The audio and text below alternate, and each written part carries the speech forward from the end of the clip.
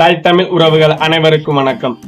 மாற்றத்தை விரும்பும் மக்களின் மாநாடு, அதாவது பிப்ரவரி 21 திருச்சியில் நாம் தமிழர் கட்சி சார்பாக நடைபெறுகிறது.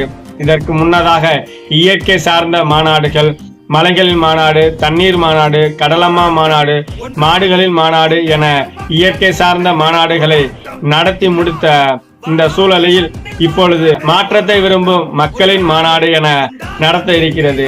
அதாவது யாரெல்லாம் மாற்றத்தை விரும்புகிறார்கள், இன்றைய கொடுங்கோன்மையான ஆட்சி முறையை ஒழித்து ஒரு தூய தேசம் படைக்க வேண்டும் என மக்கள் போராடி கொண்டிருக்கிறார்கள்.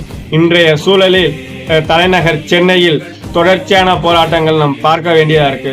பேராசிரியர்கள், ஆசிரியர்கள், அங்கன்வாடி ஊழியர்கள், தூய்மை பணியாளர்கள், அது மட்டுமல்லாமல் விவசாய பெருமக்கள் எங்களுடைய நிலங்களை அபகரிக்கிறார்கள், வீடுகளை இடிக்கிறார்கள்.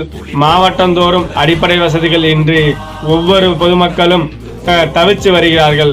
பயணிக்க சரியான பேருந்துகள் இல்லை, சரியான பாதை இல்லை. அது மட்டுமில்லாமல் பெண்களுக்கு முறையான பாதுகாப்புகள் இல்லை. இன்றைய சூழ்நிலையில் தமிழகம் தலைவிரித்து ஆடிக்கொண்டிருக்கிறது. போதையில் குறிப்பாக சொல்ல வேண்டாம், கஞ்சாவின் ஊசி இது போன்ற பல்வேறு போதைப் பொருட்களில் அடிமையாகி இந்த தமிழகம் தலைவிரித்து ஆடிக்கொண்டிருக்கிறது. இது அனைத்தையும் ஒழித்து ஒரு தூய தேசம் படைக்க வேண்டும் என்ற ஒரே நோக்கத்துடன் இன்றைக்கு தமிழகம் முழுவதும் மாற்றத்தை விரும்பக்கூடிய மக்கள் ஏராளமானவர்கள் உள்ளார்கள்.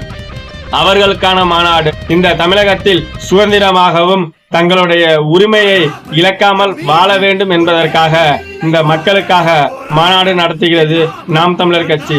அதனால் அனைவரும் இந்த மாநாட்டில் கலந்து கொள்ள வேண்டும். குடும்பம் குடும்பமாக கூடுவோம், கொடிய அரசியலை வேறறுப்போம், தமிழால் இணைந்து நாம் தமிழராய் நிமிர்வோம், தமிழ்தாய் வாழ்க, தலைவர் பிரபாகரன் வாழ்க என்ற முழக்கத்தை முன்வைத்து அனைவரையும் இருகரம் கூப்பி வரவேற்கிறோம். நன்றி.